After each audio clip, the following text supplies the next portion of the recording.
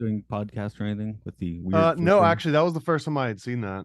Okay, because it happened on a work meeting as well, like with the work computer. So it seemed the update kind of like gnarled things up a bit. But yeah, I was just saying if anyone did have that problem, apparently if you go into the advanced video settings and turn off the denoiser, that seems to be the issue. So if you run across someone that starts flickering at you, maybe tell them to do that because I've had it several times. Well, in the words of the great Merlin, the 20th century or now the 21st century, just one big modern mess, right? That's right. That's right. The other one that really got me was I got a new iPad which has the new iOS, and like GarageBand's like broken on it now, which as someone who makes music sucks. So Yeah, I've got my PC that I run all my movies through. I got like a little Plex server to keep track of everything we watch, and it's been running like a beast for I want to say like 2 years straight, save for like a couple power outages. And the latest Windows update finally just killed it. Like it's gone. yeah, so I was gonna give my daughter my old iPad, right? But that's gonna have to hold off a little bit because that still has a functioning GarageBand. So I'm currently going around with two iPads. Sometimes the limitations are do wonders for the creative process, though, right? Well, in this case, it's just their update killed it. I was looking online, and a bunch of people are having the problem. There's like no fix apparently. So I guess musicians, it's not priority one for Apple, but You can use it as a new percussive instrument. yeah. Otherwise, it's great. It's just this one program just got destroyed by the update. So, but yeah, you find your workarounds, right? I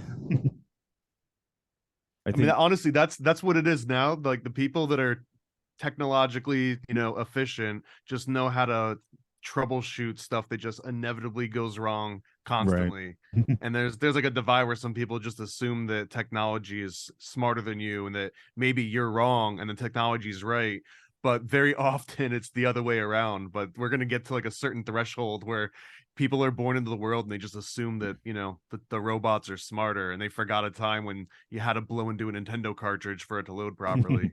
Well, it's like you have people that don't know how to fix the machines anymore. I mean, that's kind of a sci-fi trope. The Yeah, future, that's one of everything's my automatic, favorites and because I think that's where we're headed anyways. Like we're already yeah, halfway I mean there. for anyone that's ever worked with like government systems, they like they're still operating on software that was probably written in the 80s or 70s to this day. If you know some old school languages like Fortran or Ada or COBOL, there's actually still a lot of well-paying jobs because it's all dinosaur work. Like you got to be an archaeologist in order to do some of it. Well, I should mention that to my dad. He knows Fortran and Box Pro and that. Of course, he's it's very it's retired out as there, man. well. Well, then that's exactly. I mean, that's exactly why there's still market for it because everyone Ex- else is retired.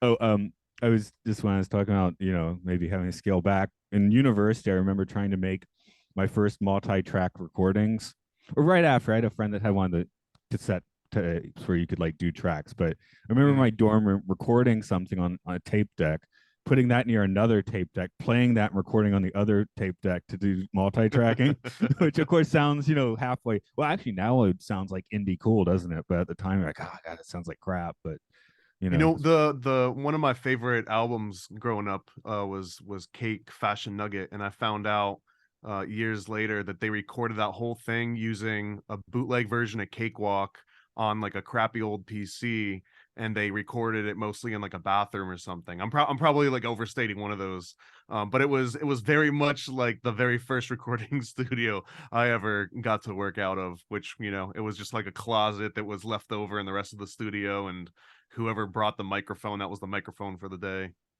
yeah, the first somewhat, well, the only somewhat professional album I did. Yeah, I was doing the vocals in the restroom. So Did just you because go the through any echo. any actual multi-track recorders over the years? Yeah. This was a what was it called? Radium Sound or something near Athens, Georgia, and they did a lot of like the Elephant Six indie rock stuff. Mm-hmm. So we went there because they still recorded on like quarter-inch tape, and it was 2003, so it was already getting like a little rare. So we were like, "Oh, we want to do it on tape." So, Ahead of the but curve, ahead of the vintage curve. yeah, but I guess we should go ahead and jump into the sword and the stone. So I'll roll off a quick introduction and we'll run our way. Welcome to the Occult Disney podcast, where we take a look at animated Disney classics and try to find the secrets hidden behind the mouse. I'm just going to say that Wahaha. I'm going to say that a different way every week, I think, and we'll see which one sticks in We'll the land end. on something good, yeah. Yeah. This is Matt here. Joining me as always is Thomas Gorens, the Paranoid American. How are Thank you.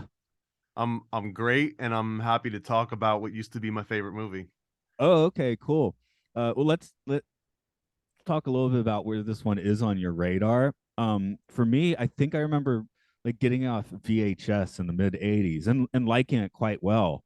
And then that video store closing and not being able to find this movie for like a really long time. So, Really?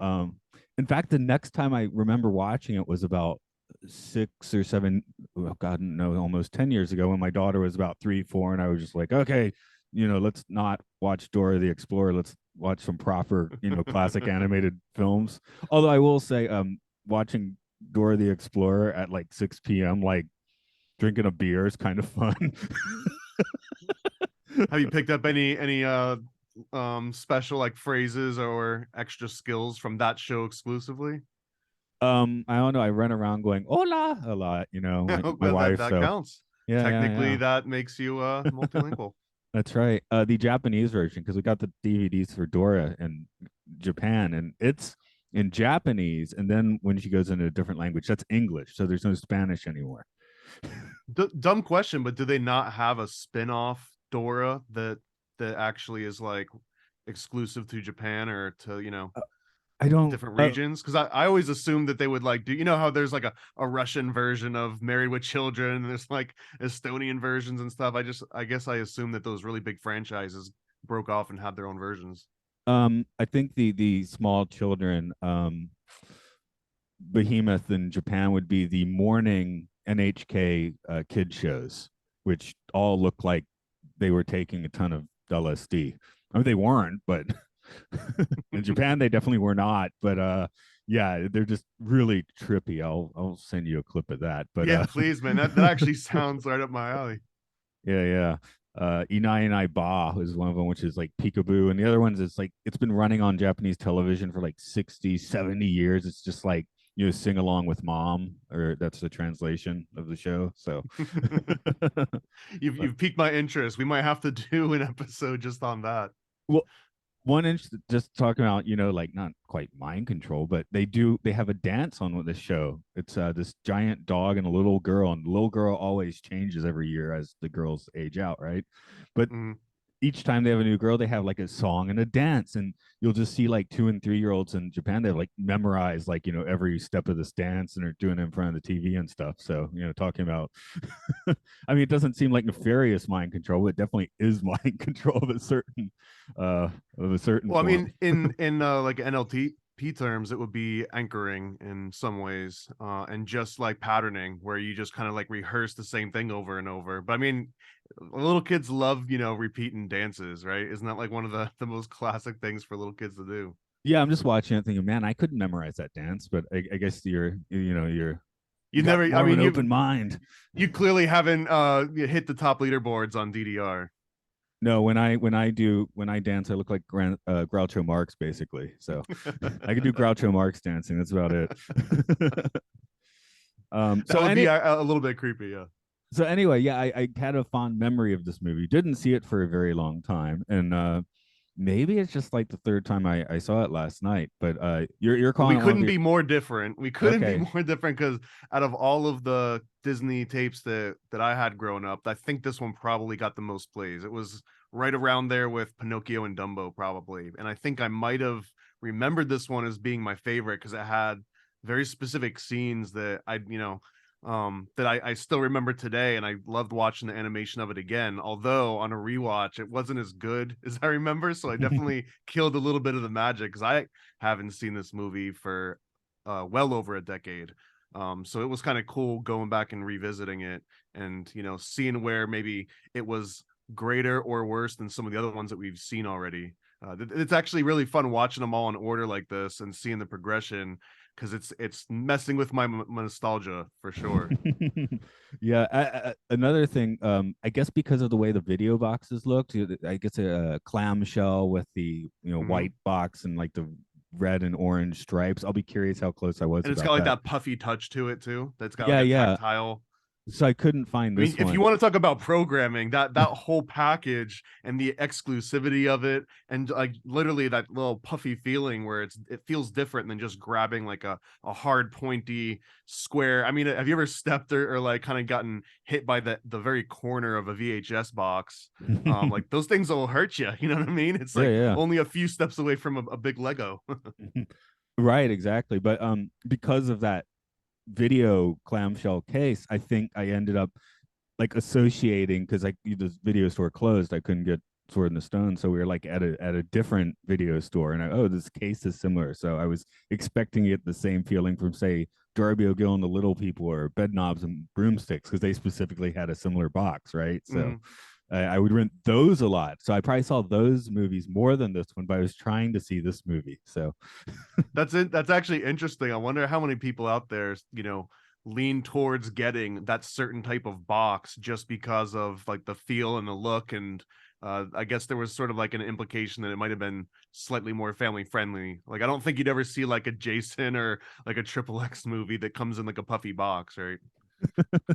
nice welcoming box. Well, some of those early widescreen VHS might actually tick that because they were in the bigger boxes. I don't remember if they were puffy, but yeah, you might get a Jason X or something one of those boxes. They So were so annoying too, though, because you either had to put them on their own shelf or had to have like a non-standard setup, in order to like mix and match regular VHS with the big puffy VHS boxes and all the weird like limited editions and stuff. another thing that I do pretty much all my reading on a Kindle now, but well on the Kindle app or whatever. But last when I was buying books regularly, I started to notice after a while that I tended to buy books with like brown or orange covers. Hey, it's those video box covers almost again. Weird. So yeah, programming, anchoring. There we go. And I That's the wonder sword what in you're my missing out stone. on too. Like what's out there that's like in a pink and green box that you just haven't seen. It might have been like the coolest thing ever. Well, now that I'm reading electronically, for reading, doesn't the covers don't matter as much, right? So Except for when you go to buy them, right? I'm sure you're looking at the covers when you go to buy the book for the first time. yeah, yeah, I guess that's true. But yeah, yeah, I guess it looks like parchment or something. Like a history book on parchment is like my goal for like a cool book or something. I don't know. So lots of grimoires. Yeah. I just got someone gave me some books just yesterday, and I'm noticing even those were given to me, and they're in similar colors. Some I Ching and tarot books. So, You yeah. could also just start collecting books based on the color so that you can kind of just, color the room in Color like an code your aesthetic house. way. Yeah, Yeah, yeah. exactly. Those are my horse blinders, right? um. So is this one like Sword in the Stone is no longer your favorite then? For multiple reasons, but we'll have to slowly ease into it because I'd rather start with all of the parts that I liked about it and some of the very minor criticisms, and then we can talk about why it's maybe not my favorite one anymore. Okay.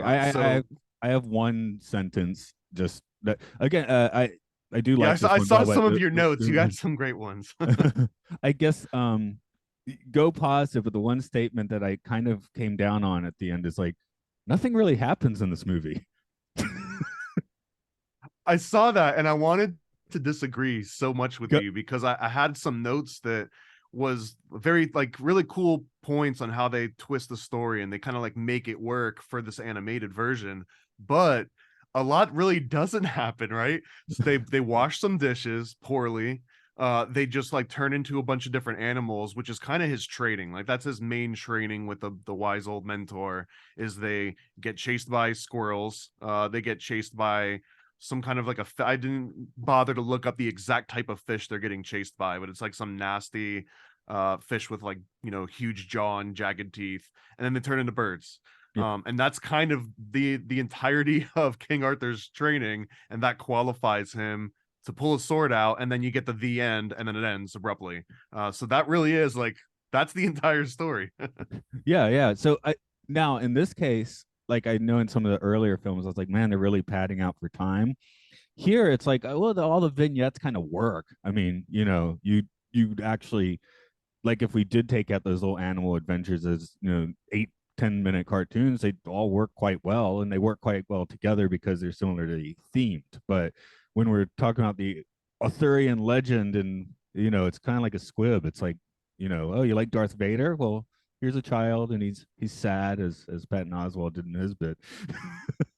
Yeah, this is a little bit of like an Anakin story in that way, right? The young kid that's like thrust into to leadership before he's kind of ready for any of it. But I agree. So I do agree begrudgingly that there is no real story here compared to what it's really about. But it's sort of like those training wheels that are supposed to get you interested in riding like a real bike, right? So maybe you see this movie and then you get interested in the actual Arthur, Arthur's tales and Merlin, and because that's actually a really cool backstory when you get into like the historical equivalents of some of the things that they're based on.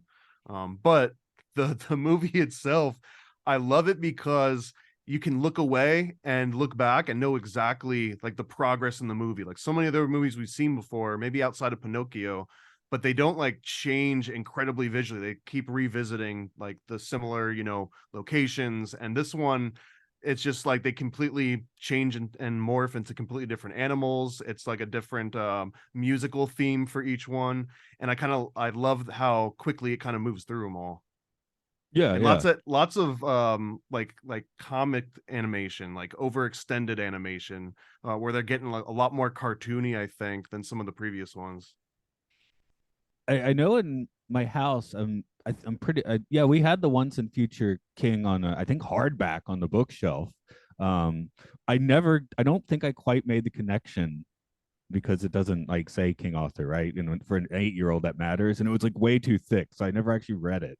Um, I'm not Well, sure if I. and well, it was like a compilation of multiple books that came out as the. I'm gonna get some of this wrong because I'm definitely not an expert on it, and I haven't read them all.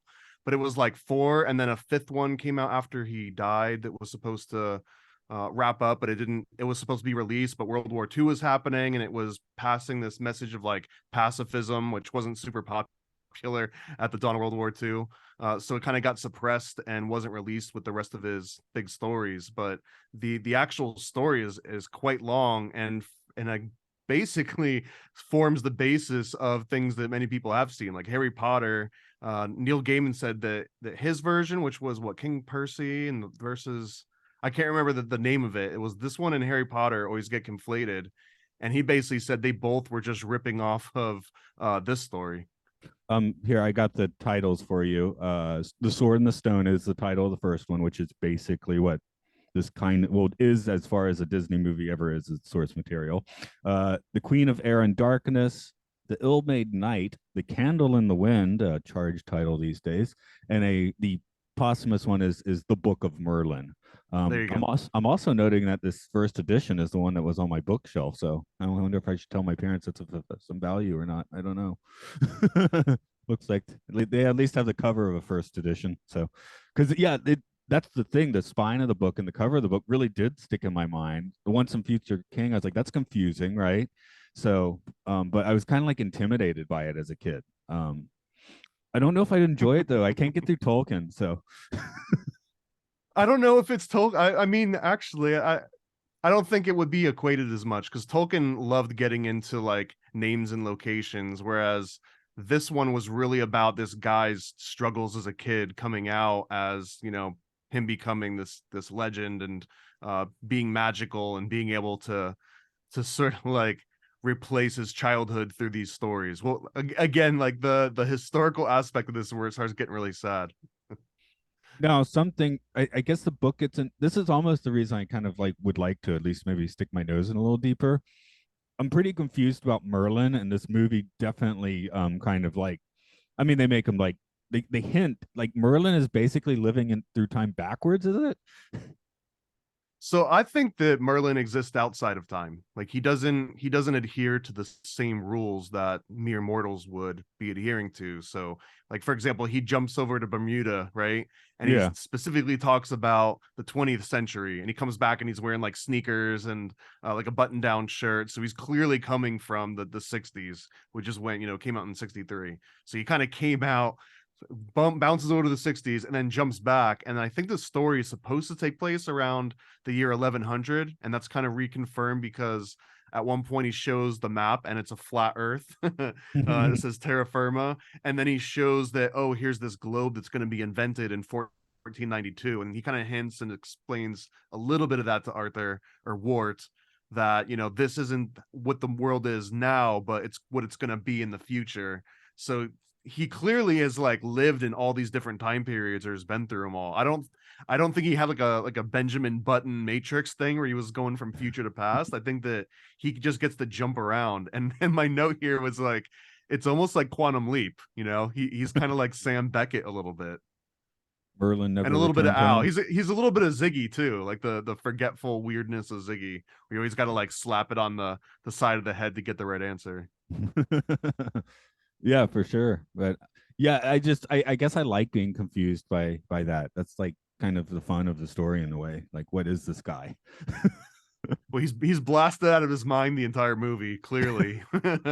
Like he can't even leave the house without getting his beard caught in the door, after he's just been like smoking on his pipe the entire time. So they set like a very specific archetype for this bumbling old man, which I kind of liked, but I didn't remember that as much as a kid. That was one of the things that stood out, was like, wait a minute, Archimedes is actually the brains of this operation, and he's kind of, Pinky.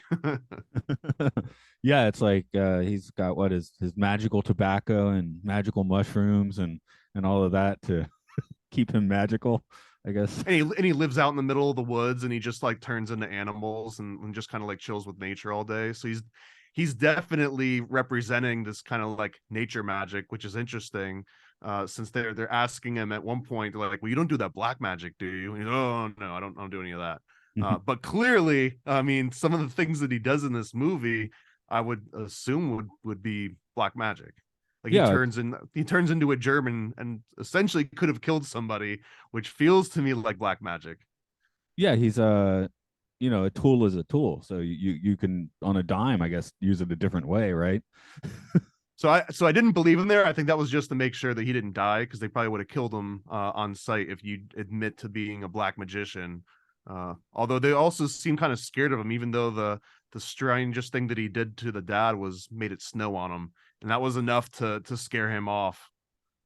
Yeah, yeah, they did.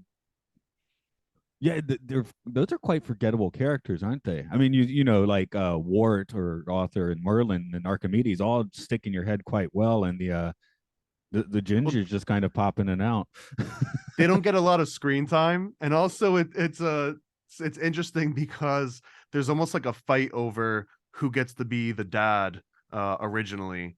And first they're talking about how Arthur Pendragon is like an adopted orphan, and that he's just looking after him, but he's not like his real dad. And then Merlin is basically stepping in and trying to be that father figure, which is kind of, there's like some creepy connotations to that, I think.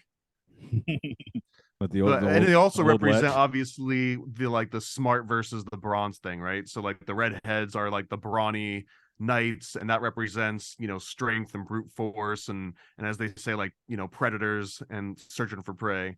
And then Merlin is kind of like this effeminate, intellectual, time traveling, artistic guy. So it's this constant battle between, are you going to pursue these like lofty magical arts, or are you going to go and work into manual labor? And that's sort of like the other context behind all of that.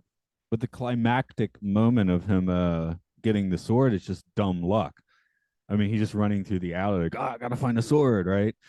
I mean, there's Well, no. I mean, but if you follow the premise of the movie, it's not dumb luck, because when it first starts, Merlin already knows like where this kid's at and what he's going through at that moment. Like, you know, like when they're shooting the arrow and they miss and he has to run into the woods, like Merlin already knows all these things are happening, which again is, I couldn't not think of Quantum Leap, because Quantum Leap, they go back into the past, but they already know what's supposed to happen, and they just have to like make sure that the certain milestones actually happen in order to get that final outcome as it is in the history books. So it almost feels like maybe Merlin's been through this a few times, and this might just be, you know, try number 50 something for him. So it might not be like this very specific linear past. I think that he's got that kind of ability that he can, you know, try this over and over again, which makes even more sense when he like hops over Bermuda. He might have like went all the way back and restarted to before they met again, and then we see the movie as Arthur's ready for that you know, sword in the stone. But the point being is that the entire movie, it's all about Merlin directing him towards the exact events that need to happen in order for him to pull that sword out, which is a big plot gap in my opinion, because he's not ready for it. Like, this kid is way underqualified, but I feel like it was architected in that way. And Yeah, maybe I'm yeah, just yeah. giving too much credit to Merlin because he's got a sick beard. That's why he's giving a almost literal crash course. And not now you're making me think like how many iterations of this did Mort meet horrible deaths as an animal, you know? Because all of the animal adventures seem quite dangerous. Well, and they also pick like very, very fragile sorts of ecosystems in order to prove themselves, right? Like they don't immediately turn into elephants and then figure out the natural predator for that, and they don't turn into some kind of animals that would get hunted by humans. That would have been interesting if his brother ends up hunting and like killing Merlin. That would have been a little bit more engaging. But yeah, it's the animals they choose to turn into is weird, especially when you look at the backstory of the author, which again I'm going to keep teasing some of these little notes, but he ends up in real life moving out into the woods and kind of becoming like this feral, you know, woodsman, or at least he wanted to be. And it didn't go so well for him, but he wanted to train hawks, and rewatching some of these scenes where the hawk is this big predator that's taking out the prey. In real life version, the actual author of this would have been absolutely massacring those little squirrels, you know, day in and day out, because he was training this hawk to go out and hunt. So, you know, the actual predator in one of these sequences is a hawk in the sky. So it was just a interesting dichotomy there. I was also thinking, watching this movie this time, of especially some of the Western tribes in the States with sort of a, is I guess that's kind of the Skinwalker vibe, like inhabiting an animal Being able to shape form. shift and Yeah, yeah, yeah. yeah. That the Skinwalker version, of course, being a creepier version of it. But I guess that's, I mean, I always get a smell of black magic on that, but I guess you could also use that for something useful. We just, you know, it's fun to I talk about still the think turning monstrous into a versions. germ is way creepier than any Skinwalker story. Yeah, yeah, yeah, for sure. I guess you're teasing the author, and we'll get to that. But just as far as Yeah, we've production, got plenty of animation notes here too.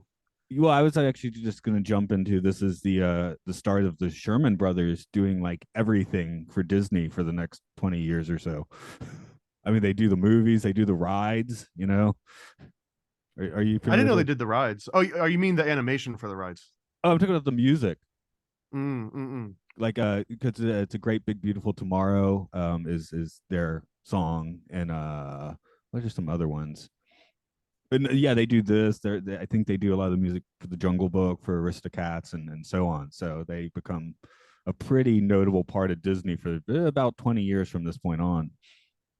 So one of my favorite songs, I had to look up the lyrics because I swear that what I was hearing was not the same as what was posted on some of like the TV scripts, and I had to re-listen to it a few times and then resource some of them. But some of the audio for it, it's you see my boy, it's nature's way. Upon the weak, the strong ones prey.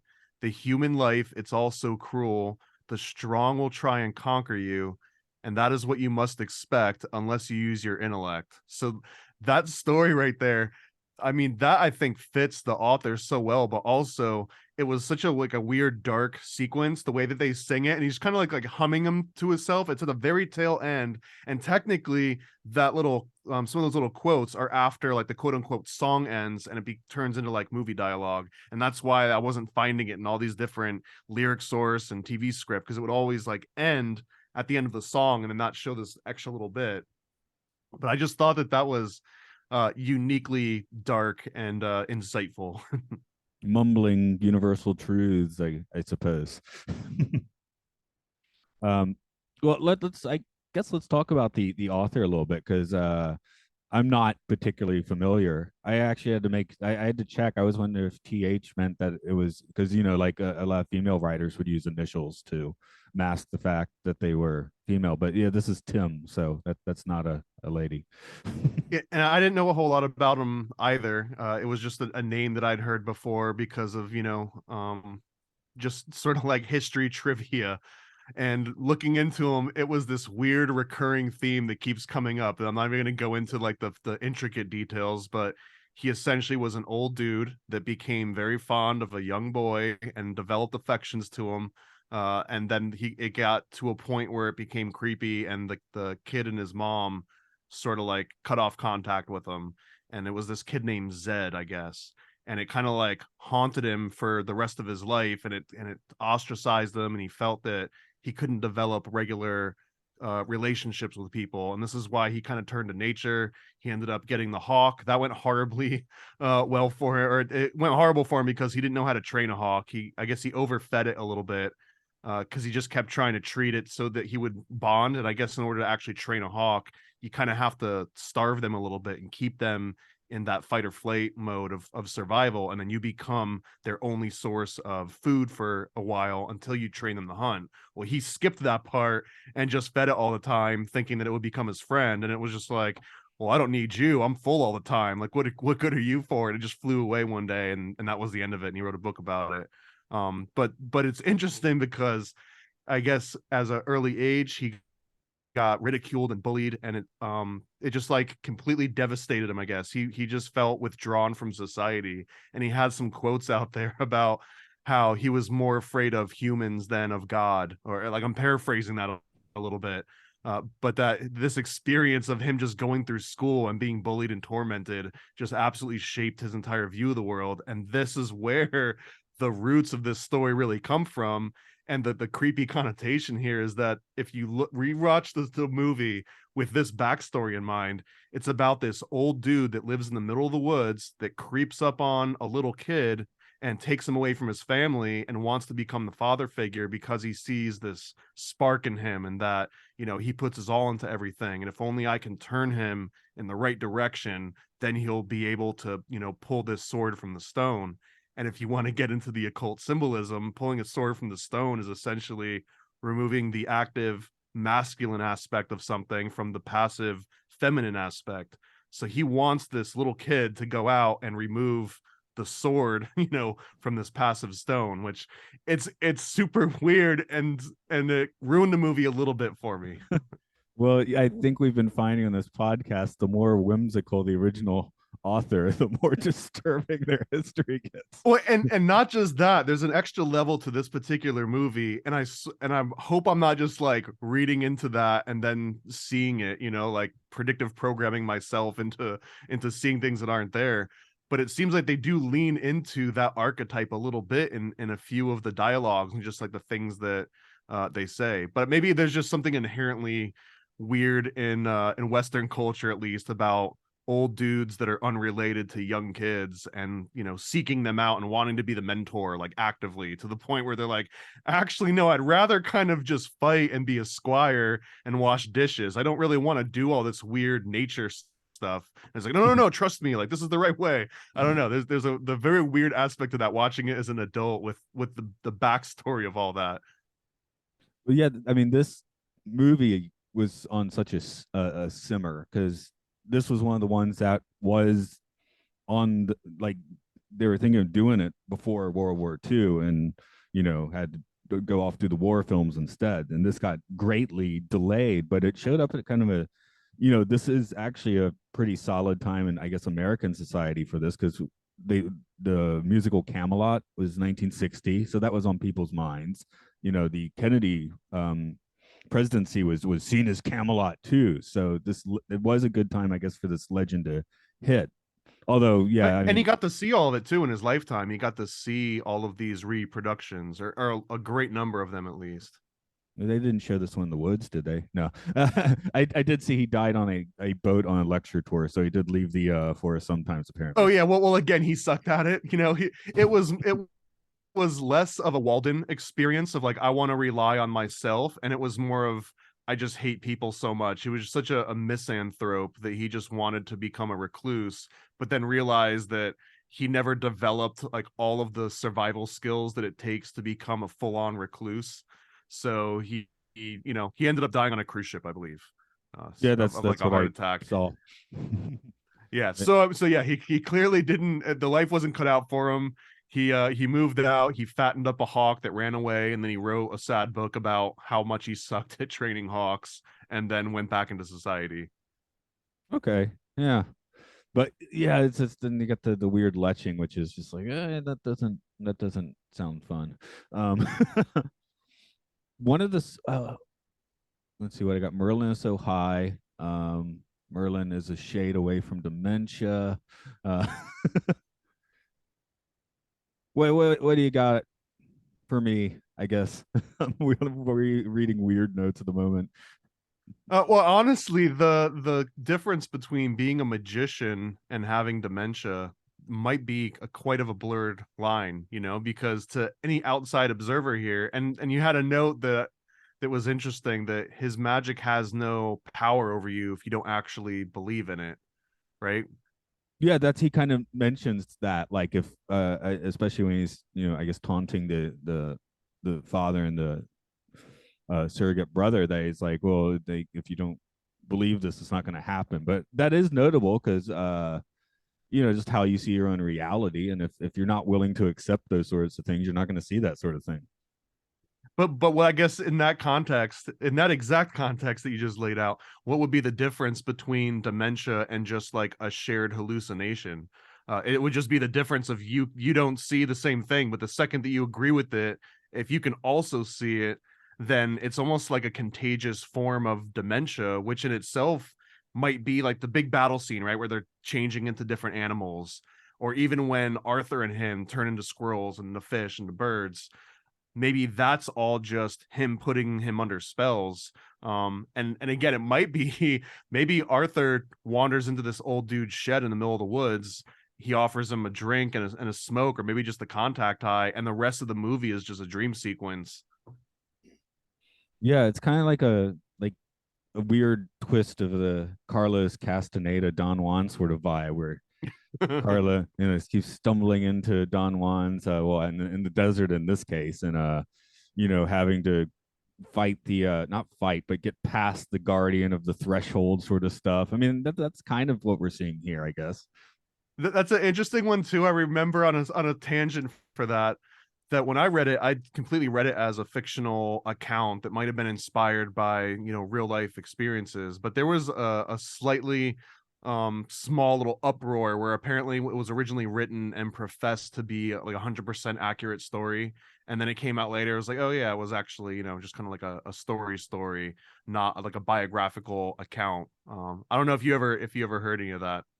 Oh yeah, I heard plenty of that. But when I read them, I mean, you're really in there for like the ideas, which, I Yeah, mean, I don't know who's reading that book and expecting a historical biographical account that they can look back up and use in like a research paper. It was very much a subjective version of, something that you couldn't really record. I think it was being pushed as maybe anthropological, so people in that discipline were not particularly happy. Okay, yeah, just kind of like filling in the gaps. Like, oh yeah, there was a shaman dude and he had like a bone through his nose and he gave me a mushroom. Yeah, so I mean, maybe he was just, Carlos might have just been getting high in the desert and trying to put a nice narrative on it. So, but yes, if you're looking from like a, academia anthropological perspective, he's definitely committing some sins there. I mean, on that same note, is there anything wrong with portraying Merlin as just having like this pointy hat and a gown? That almost feels like shoehorning Merlin into a very specific type of practice and culture that he might not have originally been part of. Yeah, but this, I think this is the first image that comes to mind now when people say Merlin. I know there was like a BBC Merlin show like 10 years ago that I didn't see, and I think they, went and had him look maybe young. I think it's like young Merlin or something, but That's actually a great point with the little pointy hat and the long wizard beard and even the glasses. But the old man Merlin with that pointy hat, it does get established very early on by Disney, and I wonder too if you want to go back into the programming aspect, right? It's almost like there would be a fight for who can decide what these evergreen, everlasting characters that are gonna, possibly last for hundreds of years beyond this. Whoever gets to make the most impactful character and instill that in everyone's mind kind of wins. And Disney very likely takes up a non-zero percentage of many people's brains on the planet just from things that you might not even realize, right? I found out the other day that technically Disney gets royalties from Insane Clown Posse albums, and that the Great Malenko was produced under one of Disney's record labels at the time, but Disney themselves actually make all of the royalties off of the Great Malenko ICP album. So I'm just throwing this out there because Disney's influence on pop culture and what you consider to be magic and wizards and everything, like it's almost the same conspiracy theory where Stanley Kubrick directs 2001 Space Odyssey and then also directs the NASA moon landings because he is first establishes with the world, here's what space looks like, here's what zero gravity looks like, here's how things work in space, here's how the technology kind of looks. And then once everyone kind of agrees, like, oh, okay, that's what the movies say, that's what space looks like, then they can direct the moon landings and show you that same sort of physics and the same sort of, aesthetic, and they've already kind of like pre-planned it. So I think there might be something very similar going on in Disney on all these other aspects, right? Like here's what magicians look like, here's what magic looks like, and then they get to like own that. So then if they actually do real magic, they can purposefully make sure that it's nothing like the way that it's depicted and vice versa. yeah, we saw, as we called Fantasia, the casting of the Disney spell. I mean, this is that Sorcerer's Apprentice strain. I mean, Merlin is much more, like whimsically lovable in this movie, of course, than the magician, the Sorcerer's Apprentice, but kind of the same vibe otherwise.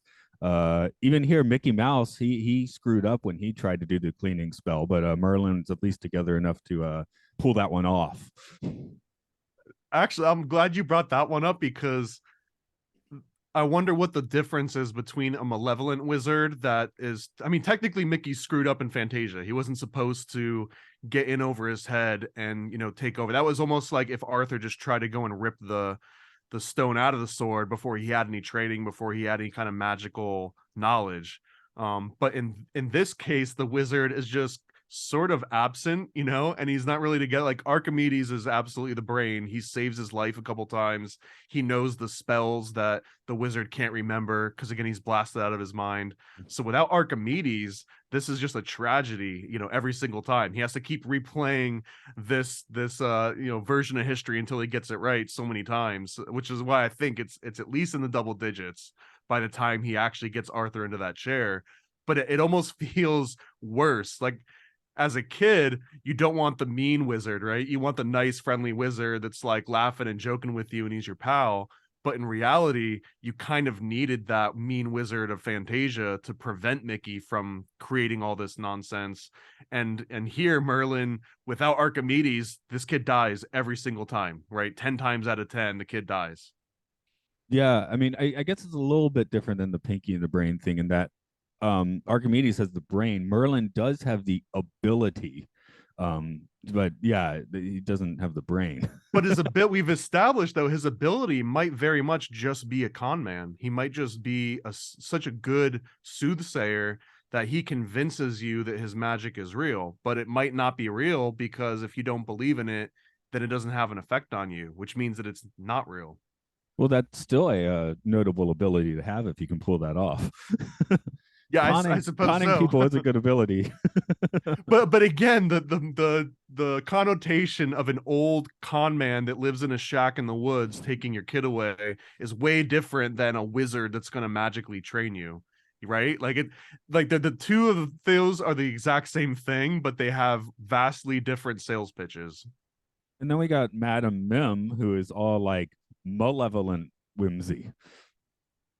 Like she just And wants to destroy you. I'm going to destroy you. She keeps saying that, right? and this is probably like one of the most interesting tropes to me is this like mean old haggard witch, because the roots of this is really prior to social security and like welfare services. Once you had this old maid and her husband would die, so you'd have like an old widow in town, everyone would just see this poor old lady kind of like rotting away. And if you didn't live in a nice neighborhood, and we're talking 1100s or earlier, but you see this old lady that's widowed, living by herself, that's just a burden of society, always complaining because she's aching and she's probably got some things wrong with her. So people would start to develop stories about, oh, that old lady, she's a witch. And this sort of turns into that archetype of like the old angry witch with the pointed hooked nose and the mole and everything. Because the more that you denigrate these, your aging population, it's so much easier to avoid them or think that they've brought this old age and all of the ailments on themselves because of all the black magic they've done over a lifetime. And it's really kind of a wicked nasty backstory for that entire archetype, because it justified abandoning old people. And once a lot of those kind of villages and different municipalities began starting their own versions of like prototypal sort of social welfare programs, that archetype slowly started going away, at least in the same amount that it used to be around. But it lives on today, so you still have these like ugly old witches, and it really just refers to an easy way to ignore old people. No, when you were talking about that, what started popping in my head was the somewhat more modern equivalent of the old lady in Donnie Darko, if you've seen that movie, because that's kind of how they're viewing her. It's a lady who's, just that getting, and she's in the December of her years, she's not all there, and they're kind of like creeped out about her in a similar way. So what makes Merlin any different than a crazy old cat lady? I mean, he's just a crazy old owl guy, right? Well, he isn't directly threatening to destroy you. I guess that helps. I guess. I mean, I Madame mean, Mim is the fear personified of what people think of the old lady. It's like this is who they think she is, and she is in this movie. but at least you know what you're getting into. With Merlin, he just cons you into death, right? He just cons you into like, turn into a fish and swim with me. All you got to do is believe, and then you immediately get eaten because his owl was asleep and didn't wake up at the exact right time. So I still, again, I think in practical sense, at least Mim would give you a better chance of survival than Merlin would. Hey, sucker puncher. If you need to. and Um, and I want to add a little bit of credit to my theory here that this is all fake and con man, or that he was luring this kid here, in that the very original meeting starts when he causes his stepbrother, not his stepbrother, but his adopted brother. Causes him to shoot the arrow out in the middle of the woods. I don't know if you've ever shot arrows into woods before, but if it leaves your sight, like, you're not finding that arrow ever again. It would take such a long time to find it. And he just runs into the woods and immediately sees it, which makes me feel like the wizard had put these arrows, like a little like breadcrumbs, the same way that almost a reverse Hansel and Gretel, where he was leading this kid into his hut.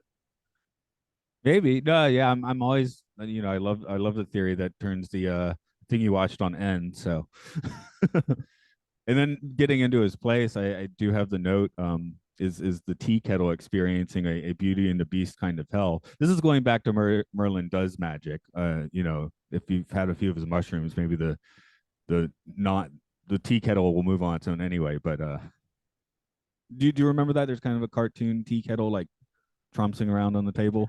I'm trying to remember a little bit. I don't remember that exact scene. No, is this when they're doing the washing scene?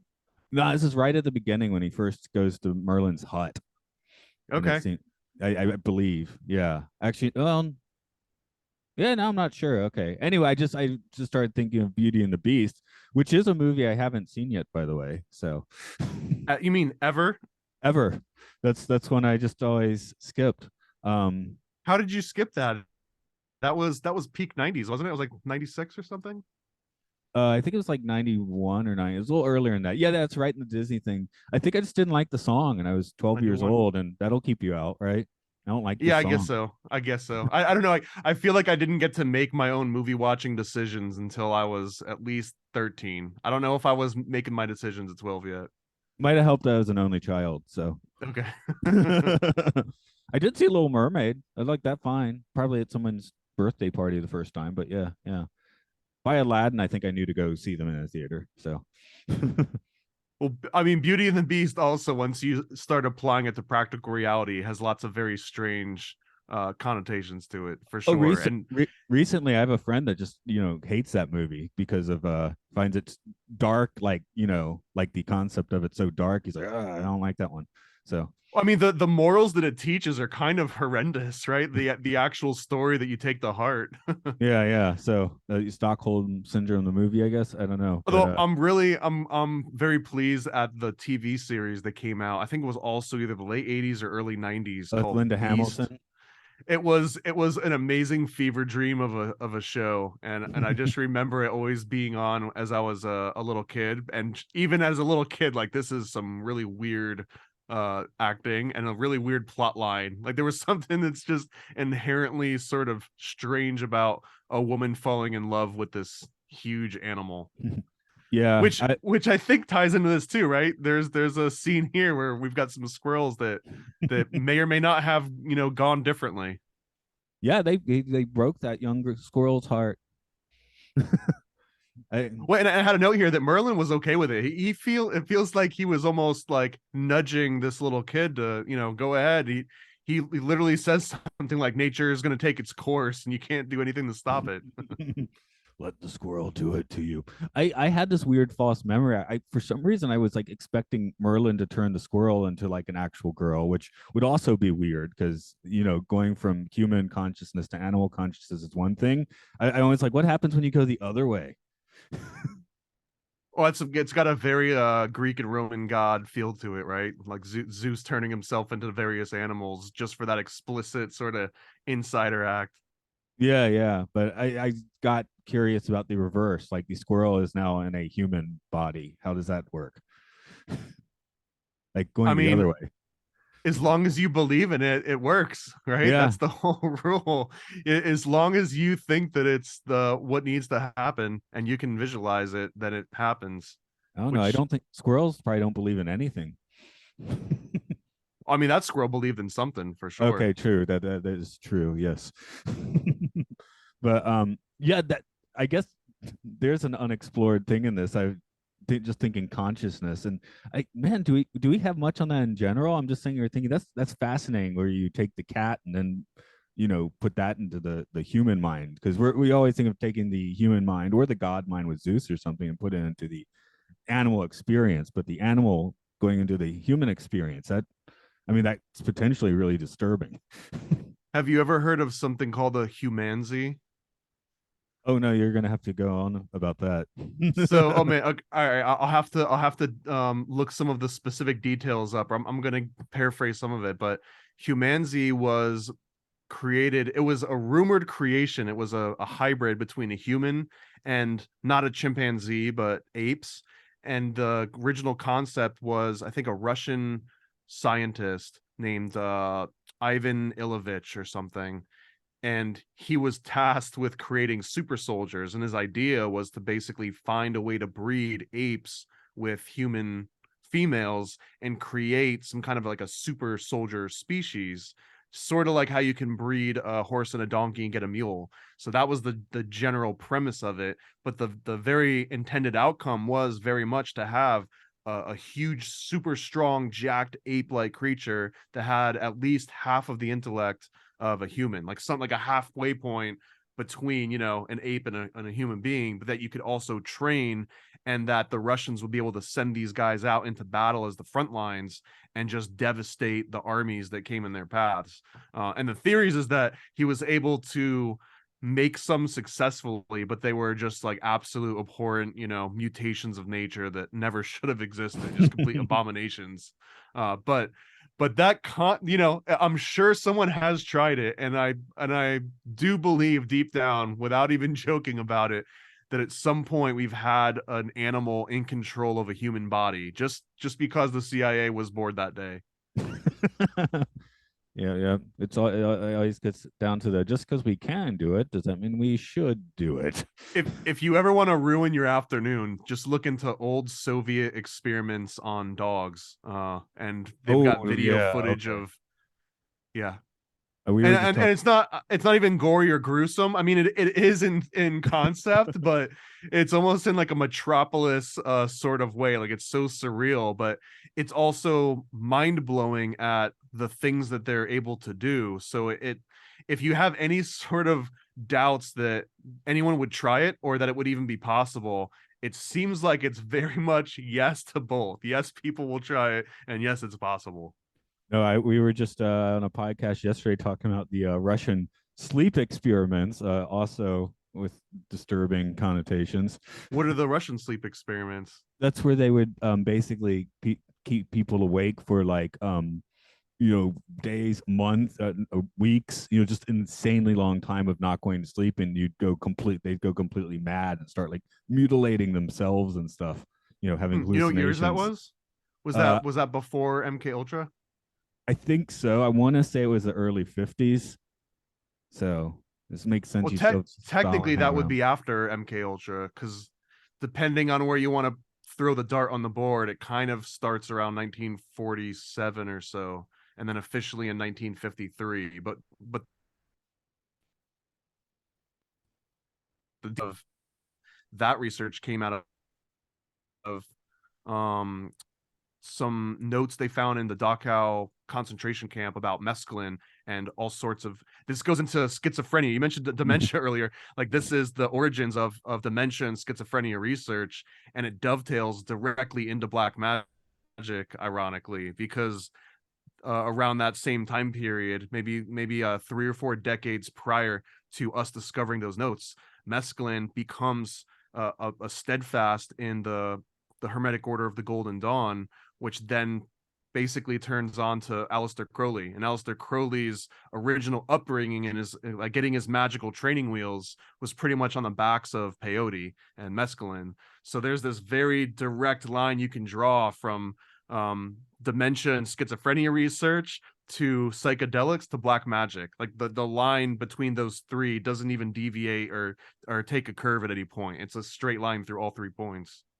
The theory on these sleep experiments is 1947, but there's also talk of creepypasta and stuff. So I'm not sure about the veracity. It might just be a really good story. Well, so if you want a really creepy version of this, if you ever heard of Dr. Ewan Cameron. Oh yeah, psychic driving. Yes. So in addition to his psychic driving, which is where you would just listen to like a tape on repeat, he did also things where he would keep you awake for long stints of time, but he also did the opposite, where they would do coma induced sleep and keep you in sort of not like an actual coma where you're completely gone, but you're just out of it for like 72 days straight, and then snap you back into it. And if you didn't snap back in, it was just like, oh, I guess we're gonna need another Timmy, Another one down the pipe. Yeah. I'm actually doing another podcast at the moment on the 60 series, The Prisoner, which every other episode has like something very Ewan Cameron-y in it. This where they're playing mind games with everyone. Interesting series if you're not familiar with it, and very very good for mind control vibes and stuff. And there's been a couple remakes of that too, I think. Are you watching the OG original Prisoner? We're doing OG.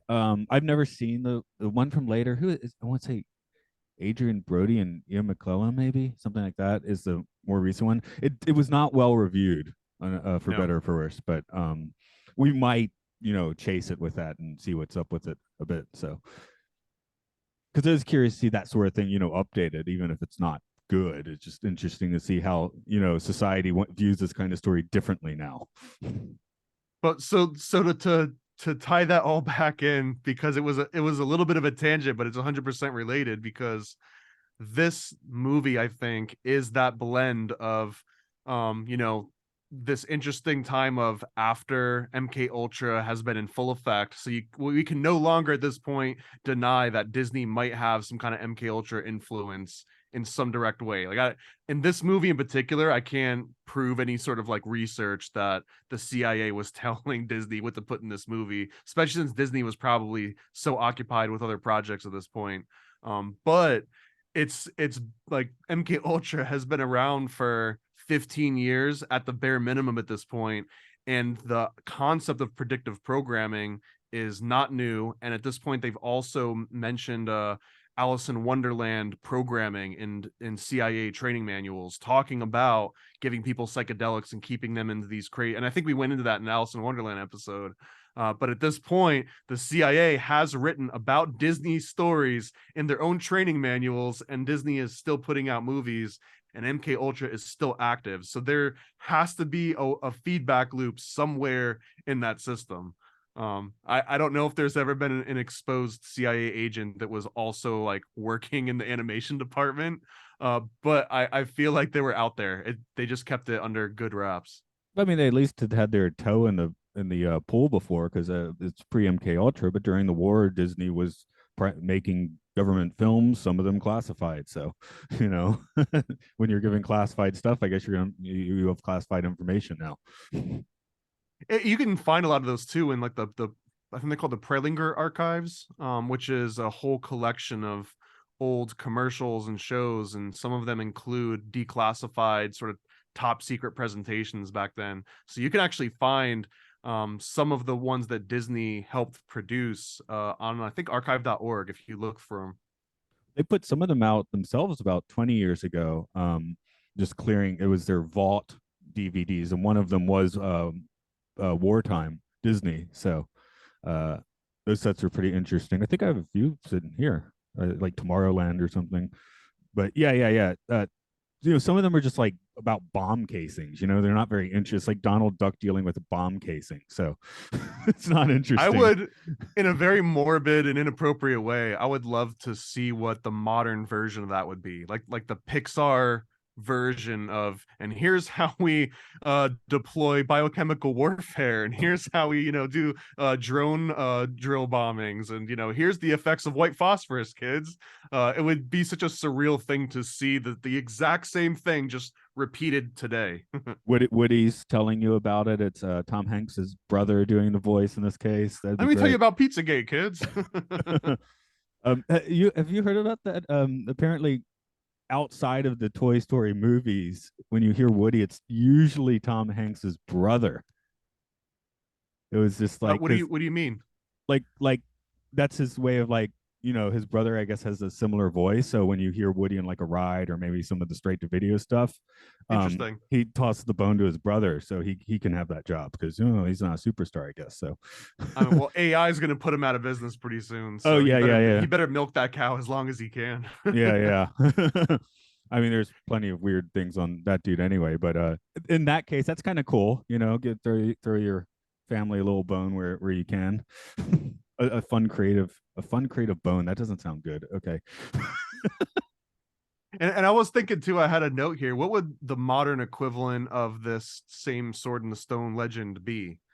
Or even if it was literally a sword in the stone, I was just thinking like who would be showing up to pull this thing out? You'd have Elon Musk showing up and Jeff Bezos and just every sort of like tech mogul god, right? Would just be showing up with like Joe Rogan would probably show up, pumped up on creatine and growth hormone.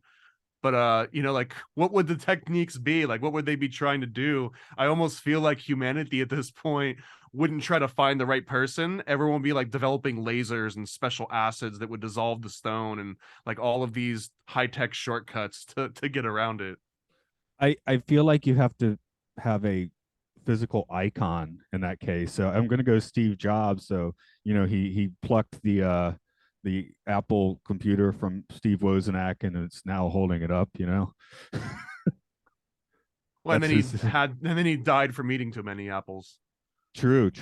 Well, he thought it was when he was a '70s hippie. Apparently, he thought that would be a good thing to try. But oops. But yeah, I feel like because the sword is you got to have that object to base it around, which I guess is why my brain goes to Steve Well, Jobs. it's What a would you have with phallus, Elon? man. Let's not dance around it. It's a Yeah. 1,000,000% a phallus. There's no other way to interpret the entire legend. It's literally like, can this kid whip it out, and is it big, and is it strong? And that's the whole entire equivalent of the entire story, right? Yeah, basically. I don't know. So maybe we can go Elon Musk. He's got all his rockets. You're not wrong, man. You're not wrong at all. And honestly, I think Elon might be a good candidate here, because there's a lot of correlations in my mind between, say, Elon and Jack Parsons, who also wanted to pierce the moon with his rockets in a very directly black magic, Crowleyan, way. So that there's definitely an aspect of passing the torch on here, even Yeah, if it's not, intentional, it's happening. I mean, yeah. Again, magic is technology, right? So, what is the most impressive technology is the magician of the modern age, I suppose. So, and I had another note here that I think my favorite scene that I remember the most from this, because again, I probably watched this particular VHS cassette more than any other, was the freaking wizard duel at the end. Because not only is a wizard duel probably the coolest, two words you can put together in the human English language, but the actual sequence of all the different things they go through. And this is one of those elements where I really liked how they tied the animation and the story together, because as he goes through these sequence, right? So first it starts out as she turns into a pink gator, and then he turns into a turtle, and then she turns into a fox, and then he turns into a caterpillar, then she turns into a chicken. So it turns into this, like a tit for tat. He does something and she goes a little bit bigger, and he keeps going small, because in that original scene when he's training Arthur as a little fish, he's telling him, like, you have to figure out how to defend yourself even as this little small creature. And first he has to fend off the frog, and then it immediately elevates into, I'm going to say, a barracuda. I don't remember exactly what it was. Then he has to fight like a barracuda. And this gets completely replayed in that final scene, because again, Merlin is staying these little tiny animals versus this big animal, and he has to kind of outsmart it. And he does some of the exact same moves that Arthur does, where he swims through the little link in the chain to kind of like outsmart, the big fish that's chasing him. And something very similar where Merlin turns into a little caterpillar and he sneaks into a log, and then she gets stuck into the log. So like I loved that aspect of, just from a storytelling perspective, of, like, it's a callback. It's a really cool callback of, here, I'm gonna re-show you what you kind of learned earlier, and here's how you apply it in an actual freaking wizard duel. But I love that part. And then again, to put the bow on top of the very ending, I saw your note here, but yeah, Merlin turns into a pandemic essentially. They milk it down, because it's like, oh yeah, you'll be fine. You're just going to be bedridden for 2 weeks. You're going to need sunlight, because there might be a vitamin D deficiency. And then you're going to basically be bedridden and, weak until you get over this, which is kind of like puts you out. So that the witch is working from home for a couple weeks at least. Which, yeah, it feels like if you did that in modern day, uh, it would happen, right? Like, maybe Merlin is with us now, and he might have had a little hand in this, just bumbling around. Well, he'd certainly know about it, wouldn't he? Coming from the future and all. Well, and since he's got that quantum leap dynamic where he can like replay and know how things need to happen in order for that to happen, there's almost like that God paradox, right? Like, if you're omnipotent and you still allow it to happen, and you're omniscient as well, then you're kind of part of the system, right? So Merlin, in that way, is sharing some of the responsibility for every tragedy that has ever happened in history since 1100, based on the premise this movie sets up. Yeah. Although I guess there is the idea, if you were to change those events, you'd butterfly affect it, right? Maybe, although isn't that what Merlin's doing? I mean, he's leading that kid into the little hut in the woods so that he can train him to pull that sword out. Like, that's, at least that's what the movie starts out with. I know where Arthur is right now. Here's what he's doing. Here's his current reaction, and therefore implying everything's going according to plan. That's sort of that the original premise this entire movie starts out on, is that Merlin is just watching this chess game unfold and has some kind of influence over where the pieces are set.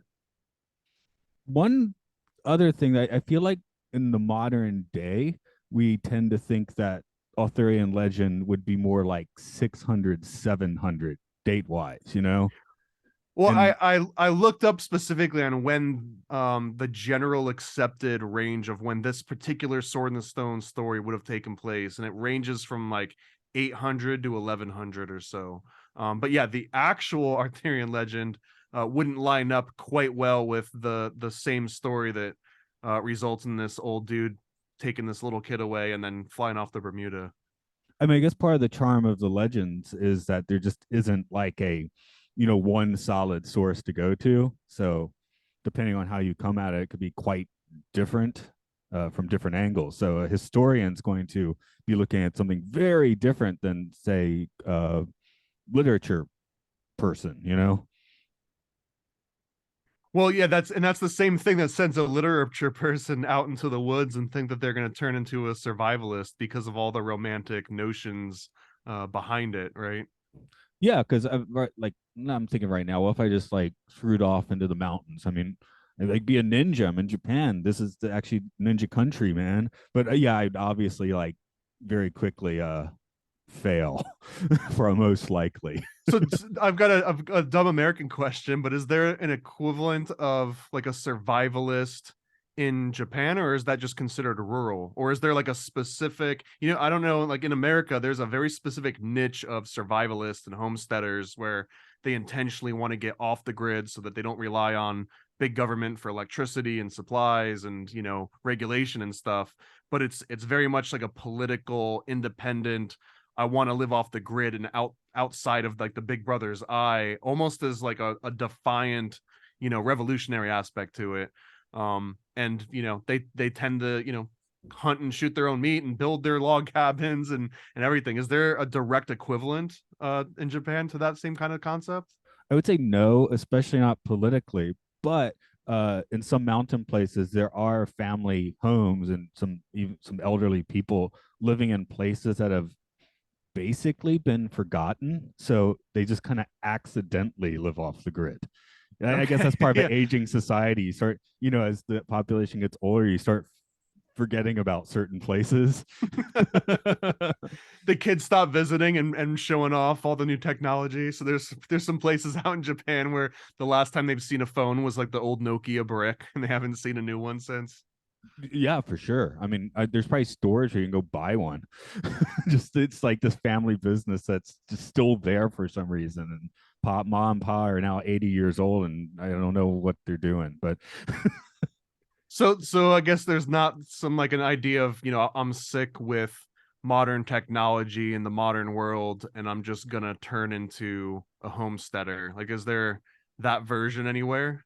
not really. I think it's one thing, like unless it's necessary, Japanese folks probably aren't going to share their opinions about much. Like you don't really know what anyone's political opinions are, which is yeah, I guess quite different than America these days. But Well, everyone's got it on their shirt or the bumper sticker on the back of their car. You don't even have to ask. You already know. yeah, there's no bumper stickers on the car, and yeah, people want to avoid conflict. That's like a Eastern vibe, avoiding conflict. So sharing opinions forthright tends to start conflicts. Of course, sometimes it's great to just get in a nice debate, but that's kind of the American thing. Japanese don't want to do that so much. So yeah, so I'm gonna say here's what we have in Japan. We have the I haven't seen them so much recently, but political seasons. They're going around these black vans. They're very like, you know, like they were like Japan was at its best in the 30s. Wait, what? There's a political party that goes around in black vans, kind of like xenophobic, and I feel like their basic vibe is Japan was like on the right path, like in the 30s when it had like a hardcore insulated government and started a war. I guess I don't know. Um, What would that look like though? Just Japanese only, and does that mean you're out? yeah, yeah, they don't, yeah, they don't seem like too keen on bringing in foreigners, that sort of thing. So yeah, it's kind of xenophobic. To be fair, I haven't seen them much in the past 6 years or so, but before that, I do remember seeing them during political seasons around more. So Is that the only change? Is you just see black vans every once in a while, and otherwise you wouldn't know that there's a political campaigns going on, or does it envelop society in a bigger way than that? you just get, like loud vans driving around with different political parties. People like waving from the windows. It's noise pollution. In Japan, usually people are very try not to be noisy, but the rules go out the window for political season for some reason, and you're allowed to just drive around making a ton of noise. Uh, Interesting. And whoever annoys you the most gets your vote. Is that how it works? yeah, I guess. Well, the status That's quo usually gets sounds the like the votes. premise, right? That's how Abe got assassinated. He was doing one of those stops with one of those vans, and someone came up. So that also, I'm curious in the next few election cycles if that's like doesn't happen as much anymore. Do they not have like little Pope mobiles with the little bulletproof glass where they can just kind of like wave and the bullets just bounce off? Sometimes they're on the roof, like just out open air Kennedy style. So they Yeah, didn't we didn't America fight with it. learned its lesson after that one for sure. So I am curious if Abe being, of course, Japan has also had prime ministers and ex prime ministers publicly assassinated before. It's been a while. I think it's just one of those coming of age things that every sort of government and society goes through, right? You have to have one of your leaders assassinated before you turn into like a legit sort of country, like an established power. You have to have a couple assassinations under your belt. um, I do need to wind down, but just one other thing about the Abe thing. The guy that shot him basically achieved his goal. He was. Do you know the motivation in that No, shooting? no, I mean I remember it in the news, but I never looked into it beyond that. Basically, the Moonies, the Unification Church, I think, or whatever it's Oh called. yeah, The yeah. Moonies had. Washington Post, right? Or Washington something or other. Yeah, so they basically insinuated themselves with lobbying and bribes and things like that into the ruling party of Japan, the LDP. And his mother had been like basically, left out to dry because of giving contributions to this religious organization that's tied in with this political party. So he was like, I want people to know about this. And since he's done that, well, again, you should never shoot anyone. But since then, now everybody knows that this party's been in cahoots with the Moonies. Several cabinet posts have had to leave because of it. So I'm like, well, he actually did achieve his goal. That's kind of weird. Well, and that's interesting because the Moonies have shaped American culture in quite a big way too. Right. I So it's mean, really, there's a lot of conspiracy theories that came specifically from Mooney newspapers and were like the original, sort of purveyors of a lot of those theories. but yeah, his goal was to bring it to light. Now it is to light. So again, never shoot anyone. I mean, I think they're now just they've been psychologically assessing him for 6 months. Who knows what that means?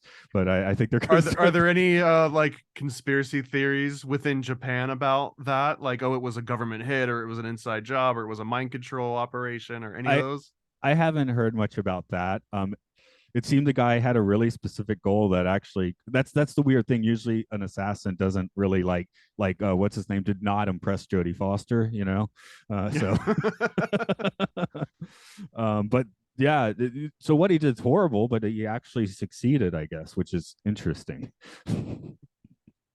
I um mean, again, the Moonies are at least efficient in the crazy stuff that they do. yeah, and that's been headline news ever since in Japan. So yeah, kind of weird. Um, I do need to wind this one down, but did you have any final points you wanted to throw out on this movie?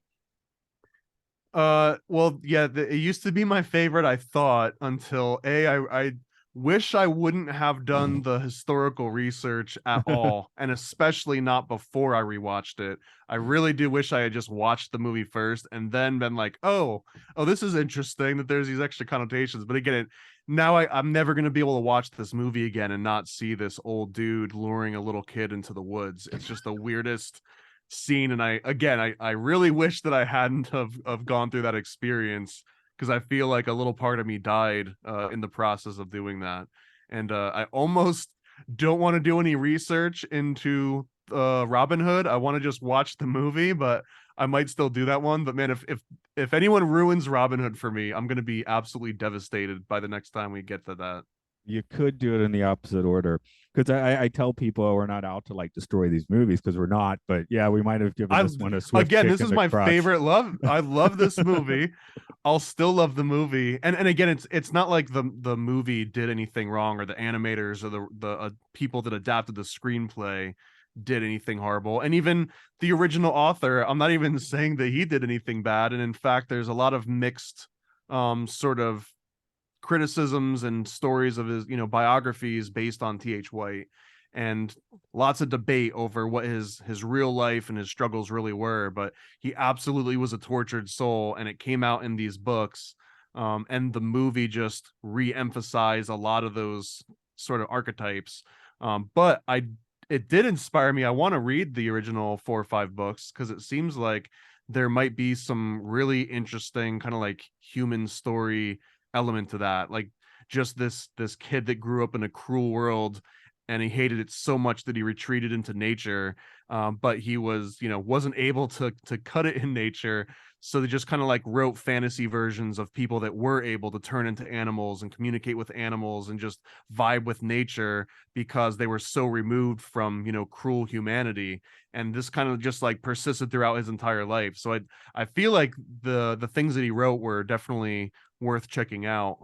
But yeah, look into his backstory only if you want to be creeped out and not be able to watch this movie in the same way, or even read the books again. Because I imagine you invest all that time in reading the books, there's a lot more detail. And I almost wish I had read them before this, but that'll be have to be like a side project. That'll be extra credit. Yeah, I had that thought, but I was like, yeah, it's still a pretty thick book. It's yeah, there's a number of them too. We're because you can't just do the first one. You'd have to read all the way up until the fifth book. Right. Well, for this movie, you get away with first, but yeah, yeah, it is a proper epic, of Well, course. not really though, because you have to read the fifth book about Merlin to know if he really goes to Bermuda or not. Oh yeah, good point. Oh, this is the last one, Bermuda, is it? Because again, Okay. if he lives in the future, then Merlin's story isn't, set in just that first book. You'd have to read all of them and maybe even read them in reverse order based on your original theory, right? That he's actually living in reverse time where he starts in the future and works his way back to Arthur. I guess I'm thinking Tenet. Isn't that how Tenet works? He's got And, a and turnstile somewhere.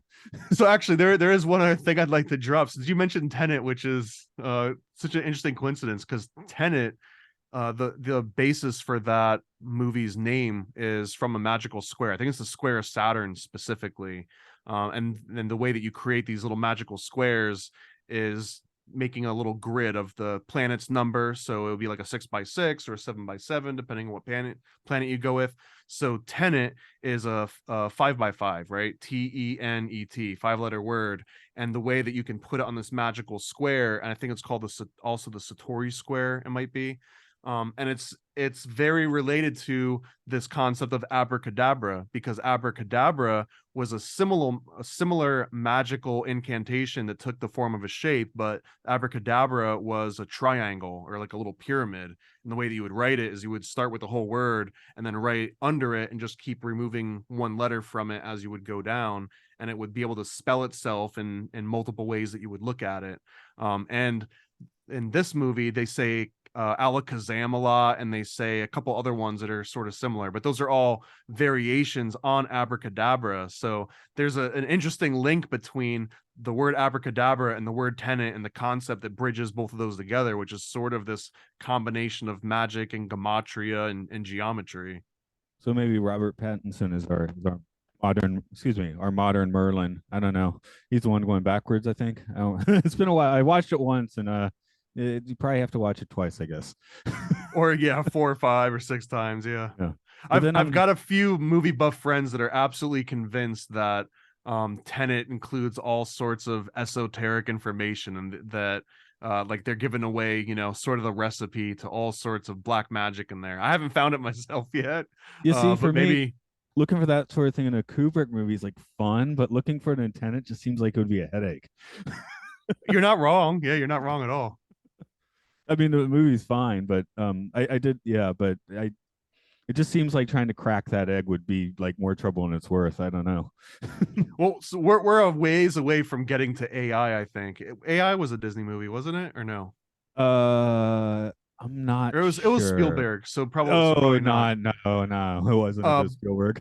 He's but yeah, casting best talking buddies. about Kubrick and occultism and secrets, the I recently found out that the original screenplay for AI was vastly different than anything remotely close to what Spielberg ended up doing with it. And you can find some of Kubrick's original notes in his own archives in his little boxes. We have to like have some sort of a degree or like an actual research intent in order to get access to them. But the original notes for AI was just 100% occultism. It was like an alchemical workbook, essentially. Well, I guess Eyes Wide Shut achieved that to some degree anyway. So I mean, yeah, there's a whole extra theory in there is that he didn't get to put his version out because he revealed too much of it. yeah, yeah, I love that little bit. Like there's 20 minutes more of the party that we don't see or something. That and it was shot in the Rothschild Mansion, which is the same place that something called the Surreal Ball of 1970 something. They did it multiple times, and it was hosted. I think like their guest invite was Salvador Dali at one point, but a lot of that movie was based on like those costume balls, and then mixed with a little, the little kinky sex orgy part. Yeah. But yeah, that's its own can of worms, I guess. I do need a shutter for today, but this is late February, I believe. Anything you want to throw out there? Yeah, just paranoidamerican.com. The new website is going great. I've got all of the comics now in digital form. So if you don't want to worry about shipping or figuring out how to get it to, your various countries. And by the way, we are shipping in Japan. So if you go on Amazon and search for Paranoid American, you should be able to find almost all of our books in English so far. But yeah, and the website, if you want to just download a version of a lot of our comics and books, so paranoidamerican.com, and we'll probably be doubling the amount of titles available by the end of this year. So lots more of specific titles to share with you in the coming episodes. As for me, I do all the podcasting here, of course. I call it Disney.